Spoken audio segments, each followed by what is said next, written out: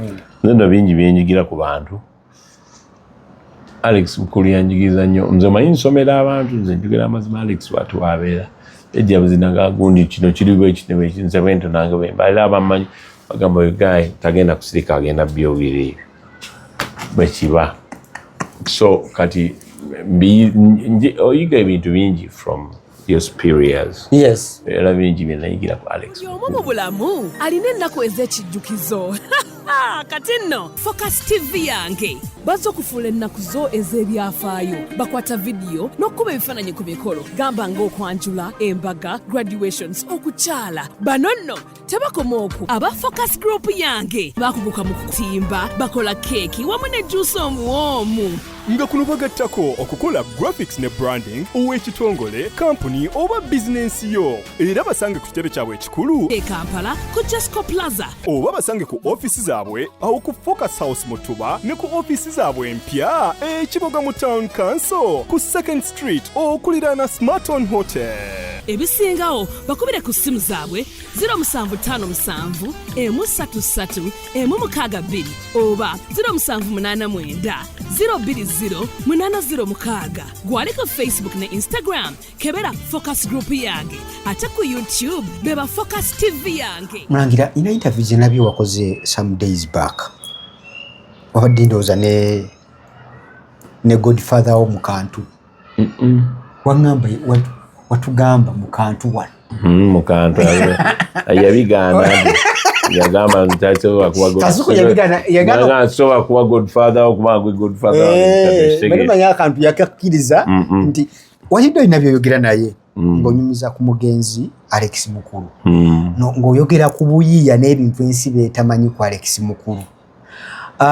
Omulangira nsaba mu ddakiika ezino entonotono Omulangira ne Alex Mukulu biki ebyo biwataapinga ku legasi ye oba ku mukulu ogwo gwabadde mu bulamu? Nendo bingi byenyigira ku bantu. Alex Mukulu yanyigiza nnyo. Nze manyi nsomera abantu nze njogera amazima Alex watu wabeera. Ejja buzinaga gundi kino kiri bwe kitebe nze bwento nange bwe mbalira abamanyi bagamba oyo guy tagenda kusirika agenda byobiri bwe kiba. So kati oyiga ebintu bingi from your superiors. Yes. Era bingi bye nayigira ku Alex Mukulu. Ebimu abatabigamba mutino biyige naye g'obiraba. Okay. You pick a leaf buli wamu ne omugenda mandu kikola bwe kiti ne bazadde bo nawe na bingi ebyo bakuyigiza okukola. I understand. Kati byozza okola.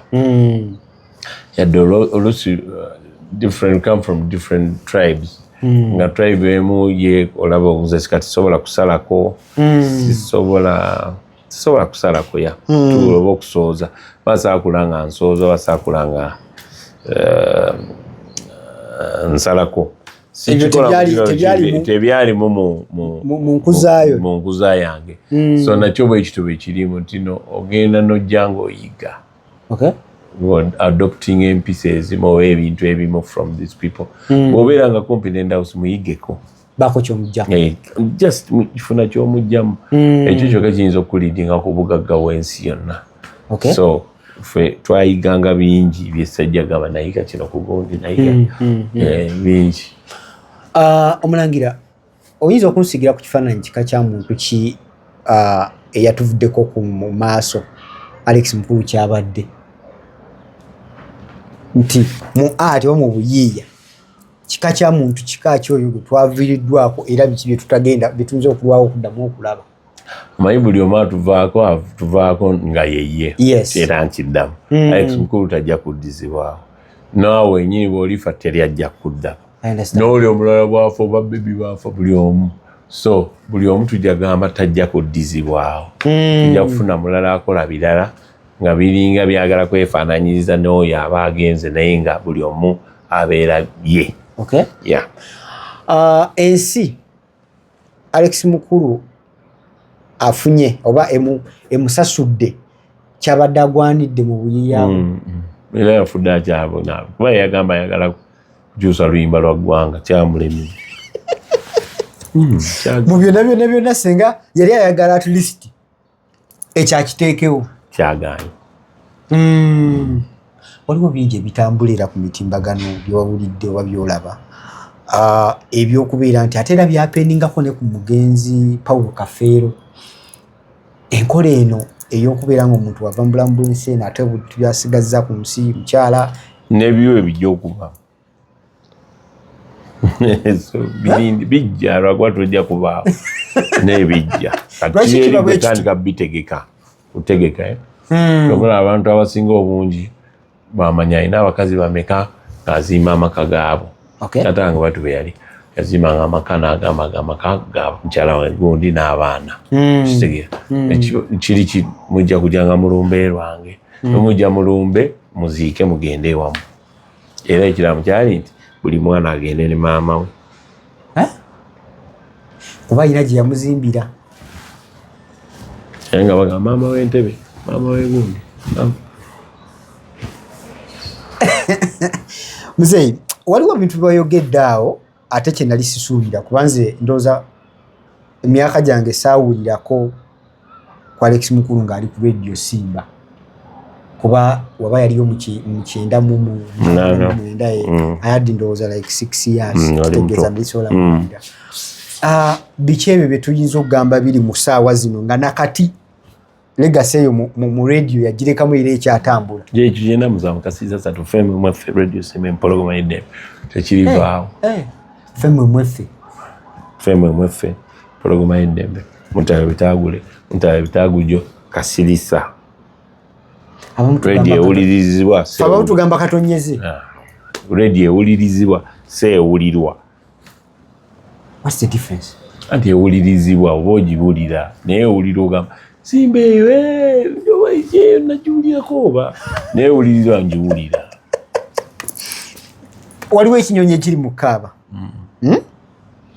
Njagala mpe onsigire the difference okuwuliriza n'okuwulira. Kati okiwulira nga kikaaba naye ng'obadde tokiwa attention. Kati okiwuliriza waliwo ekinyonyi kikaaba oba kiriridda wa nekibadde wamu kiikyo nkiwadde time osobola n'okugamba ŋŋaali si ŋŋaali yuki okiwadde time that means listening to it oyagala nakiraba naye kuwulira gamba mti waliwo egundi ikabirawo oba yenawuliddawo naye tewagifuddeko. So Alex Mukulu agamba Radio Simba ewulirizibwa seewulirwa. Ewulira zezo gamba waliwo ku radio gundi nagiwulirako fuzi erimu wawulirako biki oba nagiwulirawa kitegeeza yawuliranga mpujju teyagiwuliriza kibi nnyo nakuwuliriza. Empologoma y'eddembe teri mpologoma ya ddembe yaffe eyasooka ne bakuteekawo n'empologoma yaffe ya ddembe ne mutuulaawo terya bitaaguula ekitegeeza terya biryemu yeeyigira neyiyengule neyiya neyimbira byange nga tewali gwekopi kati abalala bakoppa eyo bali ebitaaguula. Omulangira waliwo ekigambo ekibapaatikibwa kusimanyi oba mukimanyi nti waliwo oluusi bwe mumansamu ku ntungo nga Radio Simba kino kimanyiiko mukikola mukigenderera kambuuze tobyagala kati mulina obunyoba tobyagala kati oze kati tobyagala tetubisabise tobyagala obunyoba gye buli bubadde tekireetera okubeera nti omuntu yeekengeramu okuwuliriza bunaga wano bajja gowa bijjawa bunyoba nabugwako awo obunyoba bwakola ki mulimu amannya ebigambo engeri nga linnya ki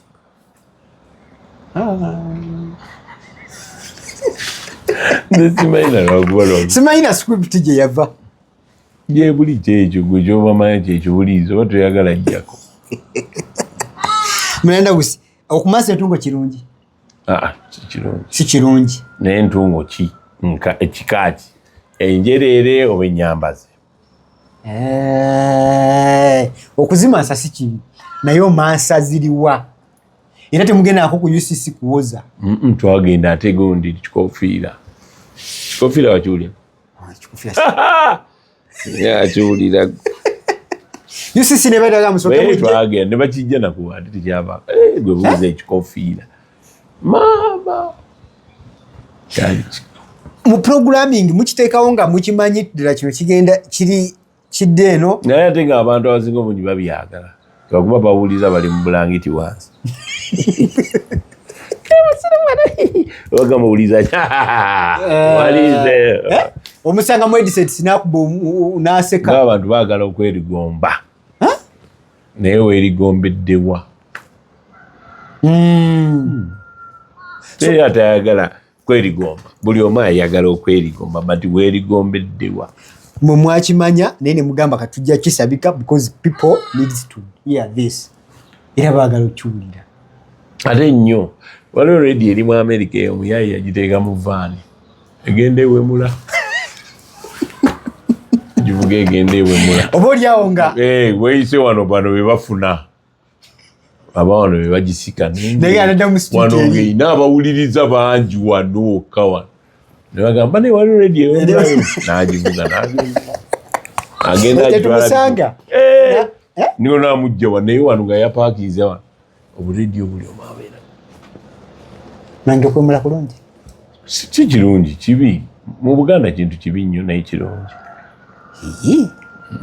kibi neki naye wemuliddewa kibeera ddi ekirungi mu buliri oba weekwesa oba olina oba onyumya nabo bomanyi obamanyi bakyalibo omulako naye kirungi omuntu ne babishopu bonna bawemula gendako ebbali weewemuliri weewemulire ebigambo linga emmale linga enfuuzi gamba labono omusiru wewemulyeko wanzinegenda wegalire kaaba maliza komawo naye Mulangira theatre ekuwona etya nazanyako mu Pride Ways bato bakayimbira nabizannyamu byonna naye nga ndaba bitwala obudde nosalawo ogambe kati kali kubiteeke mu radio mabega w'amaloboozi ago obizanyireeyo Ndausi njagala kano kasembayo akamannya netuumako Adesta olwo inspiration njijja wano Mulangira Ndausi kati gwe kyali kitegeeza kyezo Adesta olwo nkopye Danigas Negusta Omulangira Ndausi ngamba gwe kyo kitegeeza nziridde erinnya lya Ade ntaddeko Star ekyange kiri Negasta olwo Jamaica olujamaica kitegeeza the king of kings in radio Negasta nze najja ne trend eyo kuba nze nsinga amannya amawanvu amangi kyobola kasuku namuwaka agamuganga nze lino nditute kukuwaza manga twala nze manenge ne twala nze nina amannya mangi nijjo nafunye amapya nga introducing nga lumu nga teko ngo uli ankulu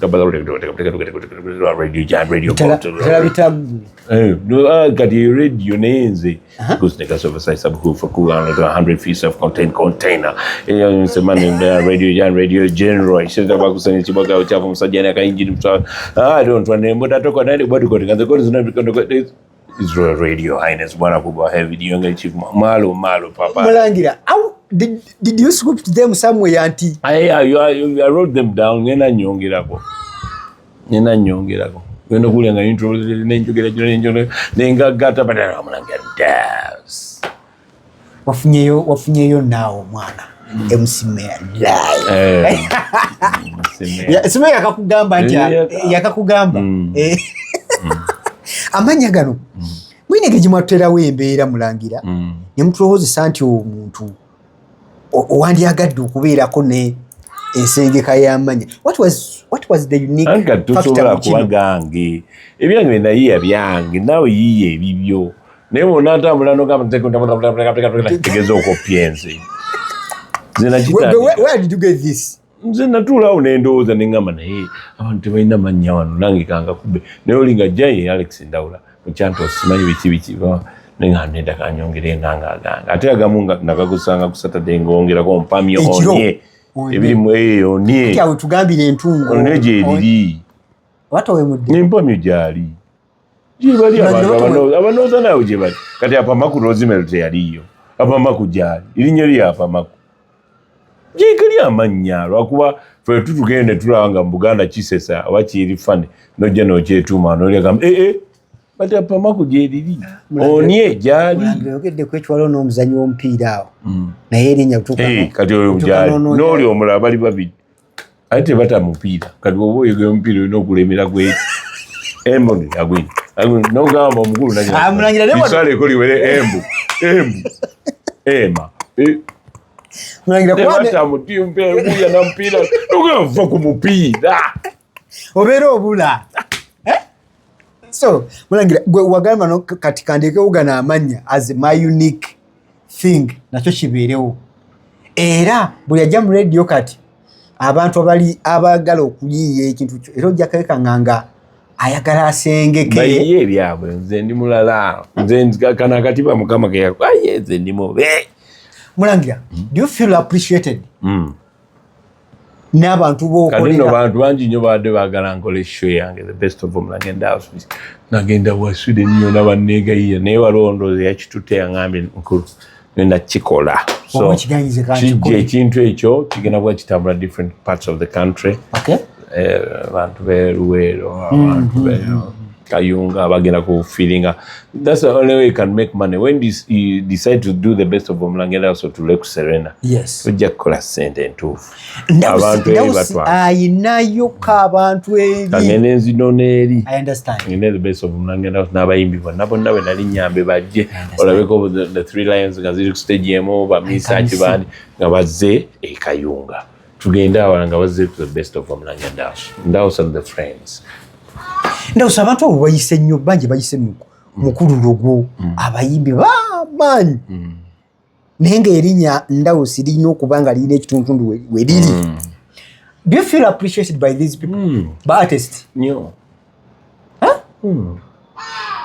do they recognize bakuddiza ebimuli by'omukulamu nasanze ani oli gundi Hildeman yes na Mirembe yansanze ndi waggulu awo ebweru honorable najja nakola bwana kati nawe producer wange Sam nakola bwana gavana gwo tukola ningamba kati oli honorable lwaki netta ceremony no you I respect if it wasn't you sing at the Twin Parliament Sam yangambe papa oli munene bwalaba isimu emu nengubira muhoozi wano afande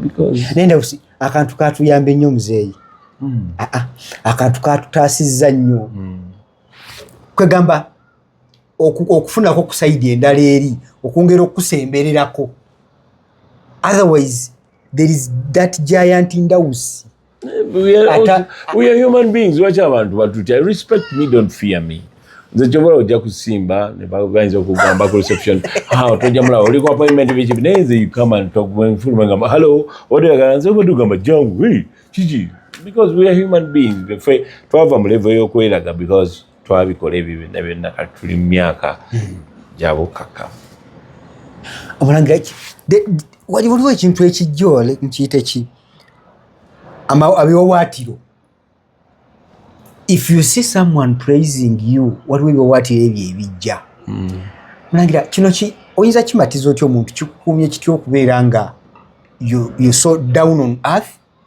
nti erinnya omuntu lyakwata akingako ngaera kiri kyogambye nti someone comes naga oyo tajja tojja mulaba oyo olina appointment naye ye gw'otandikirawa njagala kufuna feel yo how do you feel this thing and okikkakanyi tutuuka ku level nti you that much free tekikugaana kufuluma n'otambula ku street freely olowooza gesitaso agenda naye nyiza okufuluma kati awo nenyumirira ku ssimu abantu bagamba tukulamusa sebo byebaleko tekirina kyekinzijako kubuuzaako because nange ndi human being niso akutambula sirinya nko boda so akulinya taxi so genda mu town because of the name yovola wengena kumukola abantu banewunya bagamba ozotya wano banenga gwe tulabika because sina kasamba semberere nnyo yes mujja kummanyira I don't need to be too close to you obatirawo kagaapu akantu katuyambye Mulangira titwandisembedde mangu mwandisembedde mwali mutya buti katosembedde okangana akantu nega tuli tika naye Mulangira tekandibadde kyangu nnyo kufuna Mulangira kati butulaba ku kantu nobera ku social media nkusolinga nogwa ku Mulangira nga tomuwulira ku radio no like okufuna omuntu oyo omulala banga lemuwuliridde nga tomwawula nalinnya Bebekulu. I'm Chairman Gagamel. Oh, Chairman Gagamel. Forever, by the way. For the rule of chairman, the Chairman Gagamel. Full stop. Akala kanyumira mwecho. Bobo okola n'omuntu. You don't need to be a closed friend. Ntia winasanga Ndausi ndaba Bebekulu okubeera goyinza okumbuza bebe nasembedde okwogera naye. Yinza okuba tute myezi ena. But gye tuli. Being a friend kubera close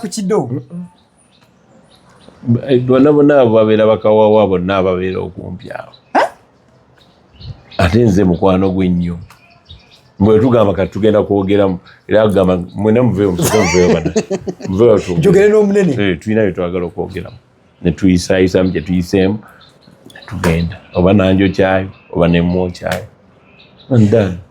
It doesn't need Bebekulu wali gundi wali tobeera mukwano gwolimba ate bwobeera too close ennyo you end up nga mubeera muyombagana mukola ki kati ali bibye nange ndi byange ate we mugambe ko leero oli dance gye ntuulekaawo mwena abagoba mu ntebe nga nzize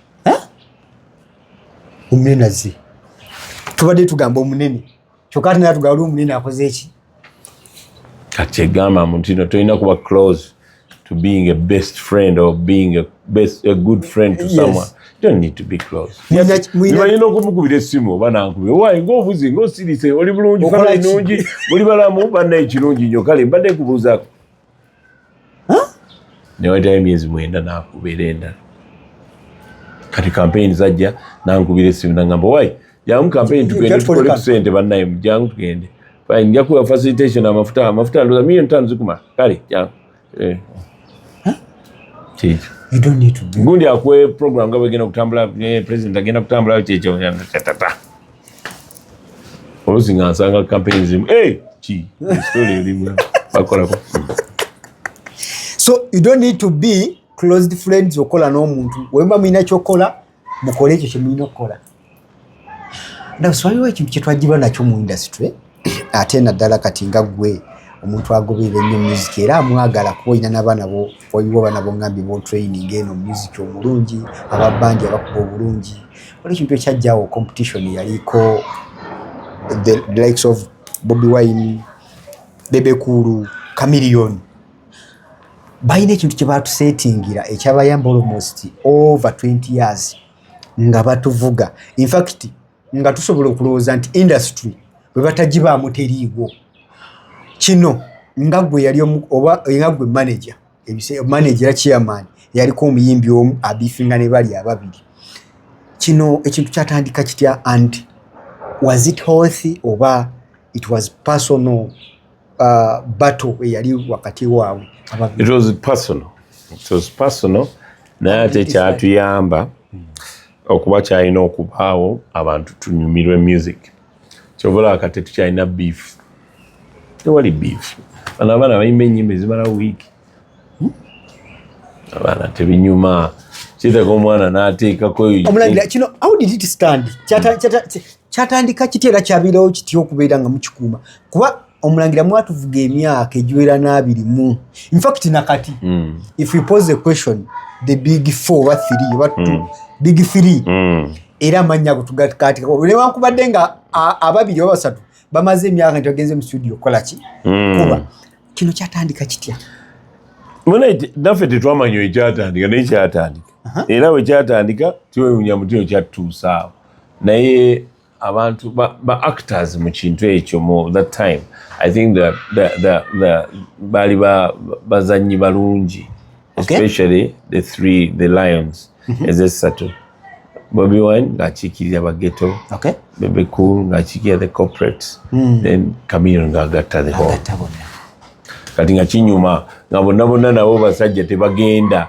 naye kati abaana abantu tebatala afya bagenda kutala afya babiki tebalina kibuli ekyo obalaba gundi tamanyi kuyimba ebyo babeeramu ebinyuma ebyo ffe twakubanga omuziki okuba oluyimba olina okunoonya omuntu omukuba ekikonde amawuli gafulume oyingizeyo moto stunts ezo mwatandikira obubadi bungi nnyo bwetwakula sijja kubabuusa obubadi obumu bwe twakola mu Gagamel bamujagama naye abaye baluzanyira ffe ne tubeere ne tuyomba mbeera tiimu gundi ffe twakolanga zibbata ezo nga nze MC ndi eno neri MC waliyo omulala abayimbi bali different ffe ne tujjanga ekibalo kirala nnyo tugira bato gye twakolera Bebe ne Bobby Bobby yatandika okuba ennyimba ze ffe nga tuli mu rehearsal twabeera saidi yaffe nga Bebe ayambadde short ayambadde n'ebigatto ebiri ize n'atuula mu rehearsal ku stage nga tuyiseemu ennyimba n'atuulaawo ng'ayima ennyimba 10 ng'ali awo agamba fine kale katugende twambale tutandike ng'oli yatandise yaze kusejja nazimba zonna kati ffe tumala ngamba kati taani yono ffe ne tujja mu rehearsal netwambadde nga bali mu rehearsal tuyimba ennyimba 10 bwe ziggwako taani yooli ffe ne tugenda kati ne tukomawo tutandika ekikyo eri rawundi esoose ebadde ennyimba 10 nga tuli mu rehearsal kati ne tujja mu nnyimba ne tutandika oluyimba lw'eggwanga nga lwatandise ddaka tuffe tutandika bali balowooza muri mu rawundi yakubiri kati mutunka kati ffe tutandikuba Uganda kitiibwa kya Buganda kati ne tutandika nga twambadde n'okwambala kati tuvudde mu rehearsal kati tuuse soka tuvugayo 2 olinga awuzayo 5 ne bagamba naye kakati obudde bugenze nga ffe tutandika ne twakatandi kati awo ng'omanye omulabe oba bataani agiwangudde otokoleke mwava omutegedde ate otegeera gwotegedde ffe tukyayi twakatandika mwe mwatandise kati twagala kuyimba mbu bwemugamba obudde bugenze kati ani awangudde Omulangira ne guno gwaka question eyo teddibwangamu gwe wenyini gwe abawagizi baffe mwemumanyi yawangula gwe ffe twawangula oba oli mwe kale gwe ffe tuwangudde kati ffe tuwangudde yali ku mumwa gwa buli omu. I understand. Mulangira, was this competition yali healthy oba yali damaging at a certain extent? Yali damaginga naye nga etukolera waliwo ebintu ebimu ebiri negative ebitukolera kino nga kiri negative naye nekitukolera abantu ng'onaakuba oluyimba avuma ono oguze eryata eryakabenje n'avuma nga beewa mu ngeri yaabwe naye nga kiwa abawagizi naye bano abaana simanyi mwe baalamu ebyemuli. Omulangira wali ku radio where you acted as a DJ alina okukuba music tewasanga that ate ebyo birala radio eba ndala eriobera ku bidala era ngo Bwiino ndiko wakanze wonsanga nga ndi ku show mba mulala ne ku mbaga mba mulala mbera ku radio nino kuba ennyimba za Kamiliyoni Bebe Cool ne Bobby Wine bonanzi awo tuba chairman Gagameru chairman abali eri kati ono ze Omulangira Ndausi okubyawula ebyo bw'otula mu studio Ndausi ayingidde radio biri ebyaffe tujja biddamu eri Omulangira Ndausi abantu bano basinga emyaka bwe bali batandika okuyimba ani bwe wali olabamu n'ogamba ono nno Yatufuukira akayinja mu ngato. I wasn't so close because Bobby Wine muto. Yeti yali mu picture. Yes. Picture yali mu Chameleon ne Bebe Cool. Chameleon gwensooka kubanga Chameleon nalinga ne Shanks ne mugamba Shanks oyo mwana mulungi. Chameleon oyo. By that time yali eyita Raga Jose. Raga Jose. Netumugobako yenagamba nedda eri waliyo Ragadi ate biki kati gwe tuserinye beera Jose something nagamba Jose Chameleon yo kakati nga Bebe Cool ye I'm forgetting his name Baby Banton enakyusa nafuuka Bebe Cool so kyenkugamba mutino abantu bano kugamba ekintu ebintu byonna babivawo Katonda oba byajja bitya Katonda asobola okuba nga yakola ebintu ebimu ndiza okutandika okunyumya bo baaliwo ababi naddala bonna mu bulamu bwawe nabeeramu nnyo Bobi Wine yali muto nga tugenda mu studio nga kyali muto naye naafuutukire tho nze na promotinga nze gwe yasooka okuleeta akayimba kakagoma ka Lubendera nga ntuula ku White Flats nayambuka nga ajja azimba biki nengamba oba who is this kati ekyo yali drive emuleeta mu industry nengamba I have to play this boy's song it's called Bobby Wine and entambula yokka nengamba alabika omwana ajja kikola so kati nengamba akagoma ka Lubendera so I started playing that one so bali mbadde mu bulamu bwabwe nalabanga ddala naye saalonda bubi nali watuufu era obateekako omukono kuba promotinga nayina okukikola because namanya bajja kubeera era Katonda nenyamba bakibeera. Thank you. Muzeeyi bw'oba okula oba bw'oba okuze nolaba abaana nga bajja bali mikono gy'omwana nga ajja excellinga atuuka yambuka how does it feel? Okulaba abantu bano nga bali kye bali. Nze simayina kumanya nze ssanyu gyereere kyobula nze abantu bennyambe mu industry abayimbi ba radio personalities n'abalala bonna nze mbagamba tompa ssente wabula nsabira mikisa mpangaali ewa Katonda kati kyekyo kyokka kubanga naalaba okikuba njagamba gwe naliko mubulamu bwo era nze nakola bweti bano naabinyumya paka January byokka byosobola okunyumya. Come on, bobo yambye omuntu muyambe n'omutima gumu. Tonoma. Noddawo olakuba olaba kati akusinga ate otandike biki mwe nabayamba ate mutuwa ku ssente. Ssente ojja kuzimpa kati n'enjanja zaagala ne lulinja zaagala nsabira mikisa. Bobo yagadde ompa. Boba tompa. Basiriazizo. Mulangira. Before bato y'abana abasatu nga tennabaawo twagirinako eri mu general ziri endala mu kadoka mu mayindi waffe edda tindoza simanyi saaliyo nnyo naye saabigulira nnyo bano baleeta kipya nga bolaba TikTok wazze social media wezze byajja bipya. Tuyinza okubeera nga tulinamu those big three mu ssaawa zino generation eno inawoko woolaba akatiba we kayinza otuvuga kuba kati tukirize tugaane the BBC eina we yatutuusa wena we tutuusizza tulinawo kogwe boolaba abantu betuyinza okugamba nti bano they can set us something kuba tusubirayo funayo abantu banaba abantu abamu kati babalya mu shows mboli akubye corona agijuza yasinga no that's not how kiri kyanjawulo kati we have what we call number one full of number twos.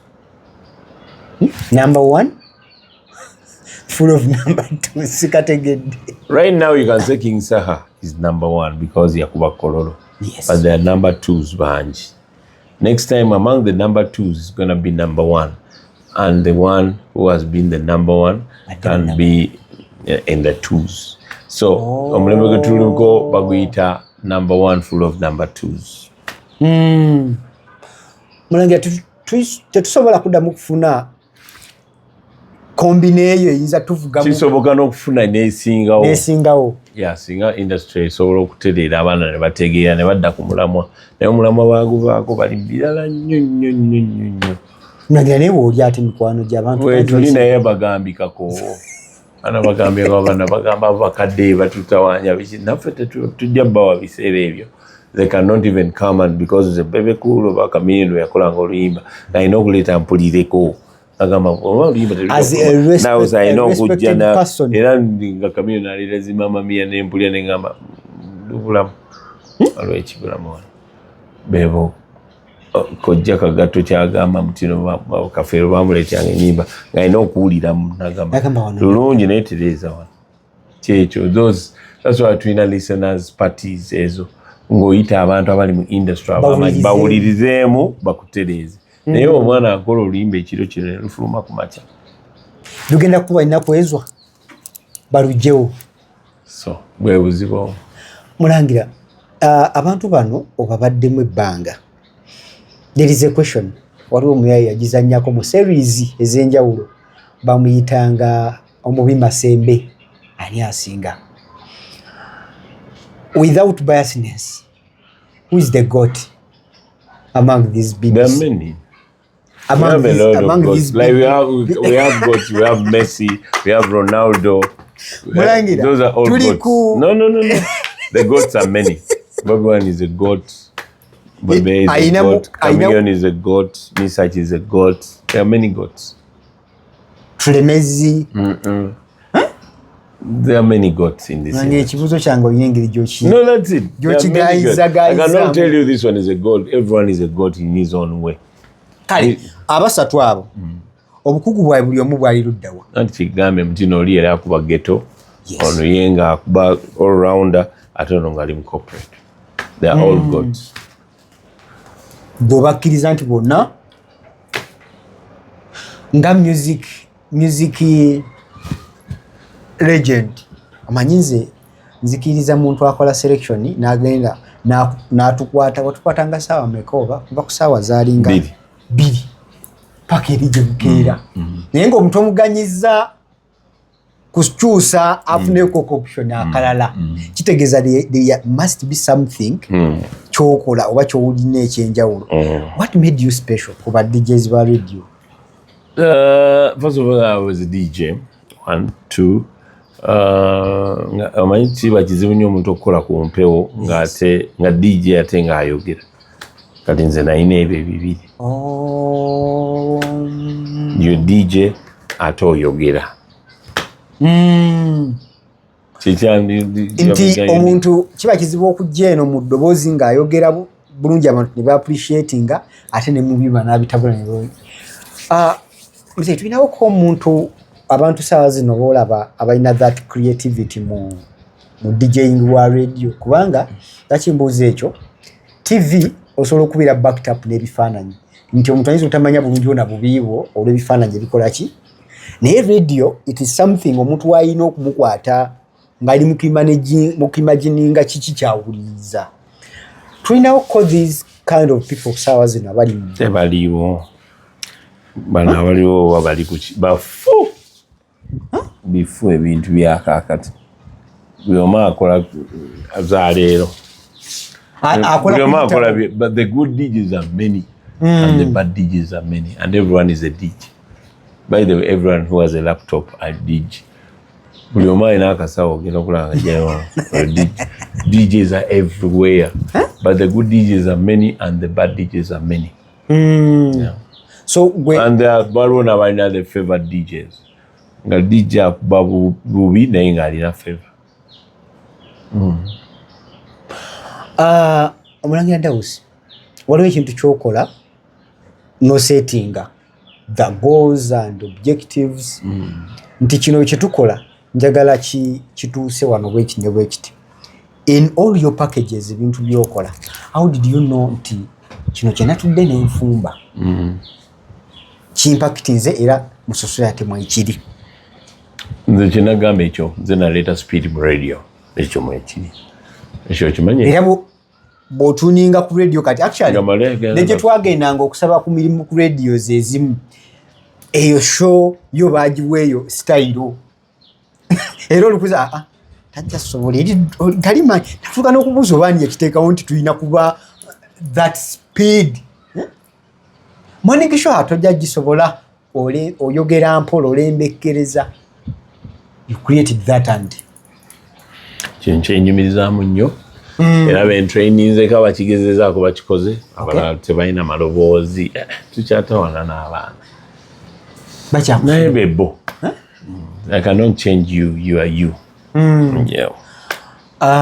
Omulangira njagala tubumbe n'ekintu kino waliwo oyogeredde ku omwami Bebe Cool, one of the greatest artists betulina betukuze tulaba betukuze tuwuliriza, kitegeeza ky'okubeera nga you have a brand Bebe Cool in your name. I don't mind enough. Ande ando agamba yo tasobya Bebe Cool tasobya oyo tasobya kyonna kyayogera nze ngenda nakyo. Nti Bebe Cool buli kyayogera kyonna ngenda nakyo tasobya. Mulangira, what are some of the things ezijjidde ku brand ya Bebe Cool mu bulamu obwo? Bingi banengabi anti beba goti abakoze bingi nnyo abayina ebintu bingi byakoze mu bulamu.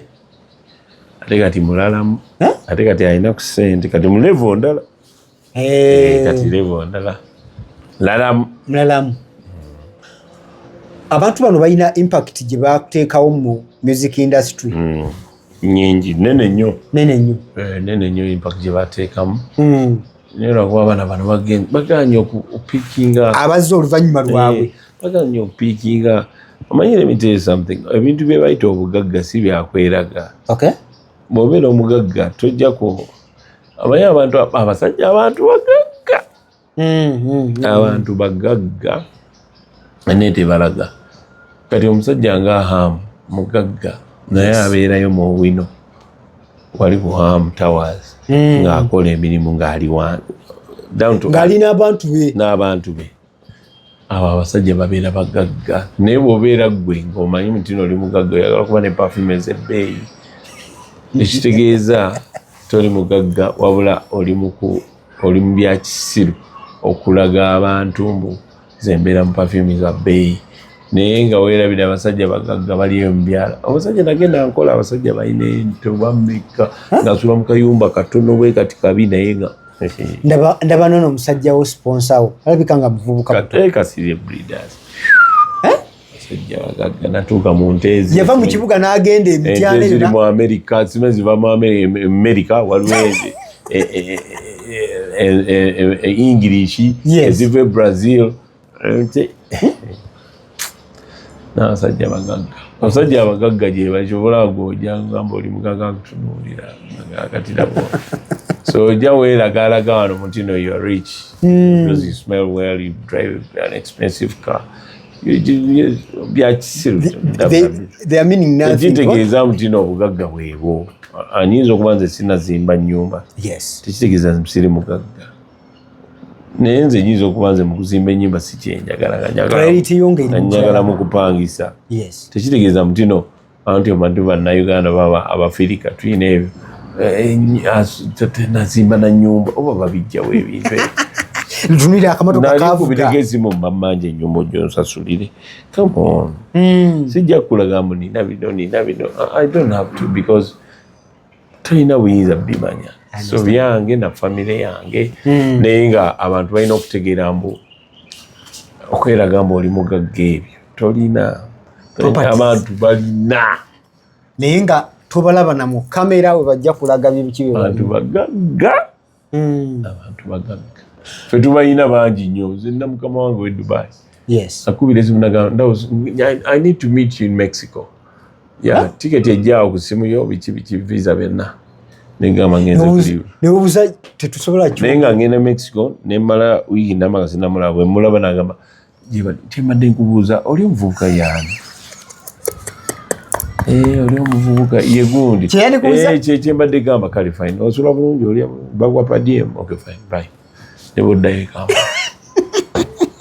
kyeyandi kubuuliza ku simu Ndausi omusajja ono bwati omulabako gyali eyo ngenda Burj Khalifa e Dubai nga ngenda mu meetinga naye nga najja like 5 days back nandaba ku Saturday eddakiika nze mbadde ngamba oli omwana oli yakola atya yakola banne bwate fine mbadde mbuuza leero $200 awo nagamba fine bakuwa birungi kale bakuzeeyo. Omulangira kiki ekidefininga omuntu ali successful mu kintu nga bwe ngamba nti nze nkuze mpulira erinnya Ndausi nga negomba Ndausi. What defines being successful? Gwe kugwa omuntu noganzi bwe mbana ABCD I'm fully successful. Anti diberinga n'emyaka. Ow'emyaka emitwalo oza nze wenfuna kino mba successful. Nze wenkuba hit omuyimbi nze mba successful. Wenkola bwendi kati buli wokula ogenda okyusa by'oyagala. Kati nze wenzuka kumacha nengamba kati industry njimazemu emyaka gyonna. Yes. Nkoze kati content hub nenkola studio nebiki ne bwempumula nsigala ebintu abantu nkyali mu kintu ekyo. Ekitegeera. Yes. So buli omu kisinzira okuze paka wa edda bitwalowoozanga mutino se nenfuna sente nja kulya sweet yenna mu malewo. Kati singi olowooza kati. Nofuna 10 n'ogula paani bonna paani zonna no. Era ngo yewo omusanga gamba. Kati olebe egenda erinnya kati at 52 years sinza kulo ndowooza mbirala. Kati ate ogenda okuwulira nga oli kyalowooza mutono nga leero ono balowooza. So byonna byosuubira okulowooza biwe emyaka. Mulangira akonkeyanziza kozeemu abantu bangi babeera eyo ne babeera mu competition ne babeera mu kufekinga obulamu bwa artist obalabye gobawangaaliramu nabeera mu bulamu nga bwakufekinga olwokuba ina hiti atrendies akaseera ako bwegwawo notandika omunoonya nga talaba bebolaba nga zivuddeko banyawala biki bali mu njaga because kiba kyamusoba others face myenyera tweyanziza neyanza akadde kompadde gwe wenna abaddala ba interview eno okuva gye twatandikidde mpaka wano mbadde n'Omulangira Ndausi omu ku benzikiririza nti balina ettofaali lye bagasse mu art, mu music industry, mu creative industry wonna aw'enjawulo era bemanyi nti at least omukulu bagulirira bagukoleredde. Tusigala mu vidiyo ezijja maaso awo mubeere bulungi mweraba. Subscribinga ku Focus TV yange bingi